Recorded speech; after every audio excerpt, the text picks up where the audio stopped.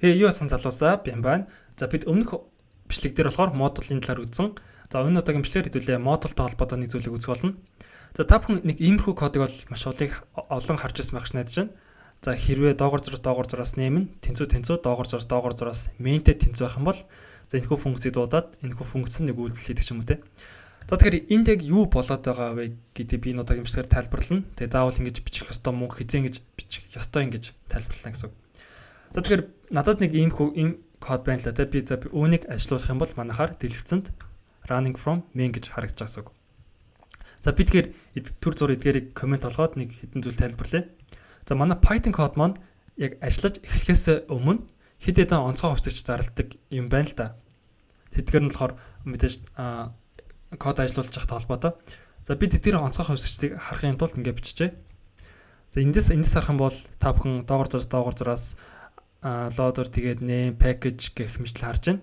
За эндээс сая бидний харсан доогоор зураас name гэж харагдаж байгаа гэдэг хувьцагч байна. За би үүнийг шууд хэвлэж үзэх юм бол ингэ хэвлэжээ. За энэхүү хувьсагчийн утга нь болохоор доогоор зураас main гэдэг тэмдэгт нөхцөл тэнцүү байгаа гэсэн үг. Тэгэхээр та бүхэн одоо иргэд ойлгосон багш найж байна. За одоо би үүнийг буцааг комент олгоод яах юм бол за тэгэхээр манай энэхүү онцгой тэмдэгтийн утга нь болохоор доогоор зураас mainтэй тэнцүү юм чин энэхүү нөхцөл бол биелнэ. Энэхүү нөхцөл биелж байгаа юм чин энэхүү функцийг дуудаж байгаа гэсэн үг.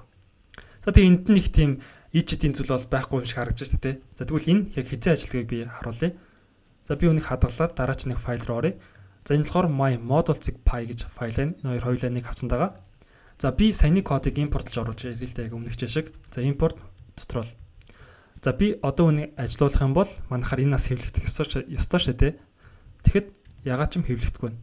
За яагаад вэ гэхээр манайхаар энэхүү онцгой хувьсгчийн утга нь өөрөөр хэлбэл энтэй тэнцүү биш гэсэн үг байхгүй юу? За би энийг хэвлэж үзье л да өмнөх шиг my name is гингүүтэй. За ингээд хэвлэжээ.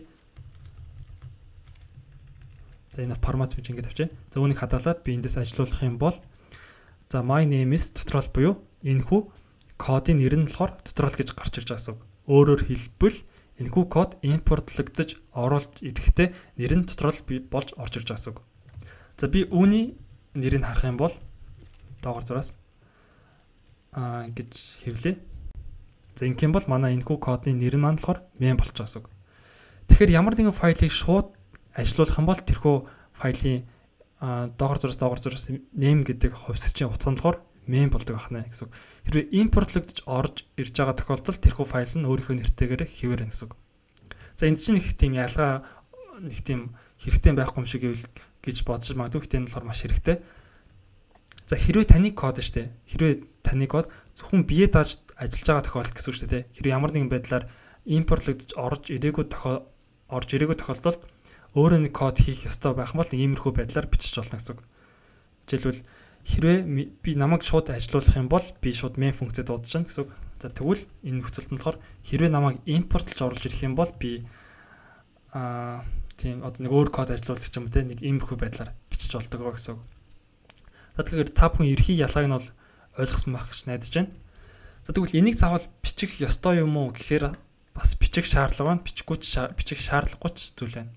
За хэрвээ та бүхэн зөвхөн нэг кодтой ингэж ажиллаж байгаа тохиолдолд заавал энийг бичээд авах шаардлагагүй зүгээр шууд ингээл бичиж олно. Заавал main гэх функц зарлаад авах шаардлагагүй гэсэн үг.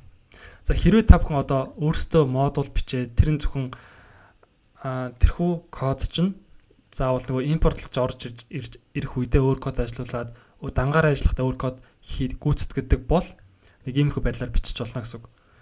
Тэгээ мэдээж нь болохоор заавал одоо ингэж бичээд авах шаардлагагүй гэсэн үг. Тэгэхээр та бүхэн ерхий санааг нь бол ойлгосон байх гэж найдаж байна. Хэрвээ олон модуль бичих шаардлага гарвал мэдээж нэг иймэрхүү код бичнэ гэсэн үг.